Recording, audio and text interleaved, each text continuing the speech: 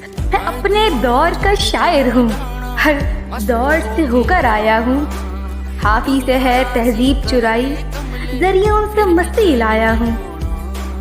جون کو مرشد مانا تو تیر محسن لایا ہوں، بچپن میں فیض کو سنتا تھا، فراز کو پڑھ کر آیا ہوں، درد کے درد کو پالا ہے اور میر سے مصرے لایا ہوں، غالب میرا ساقی ہے اور جگر سے پیالہ لایا ہوں، ایک یار منانا ہے مجھ کو، میں بلا بن کر آیا ہوں، اور اقبال کو ہاتھ نہیں ڈالا، اور اقبال کو ہاتھ نہیں ڈالا، بس پاؤں چوم کر آیا ہوں، میں اپنے دور کا شاعر ہوں، ہر دور سے ہو کر آیا ہوں۔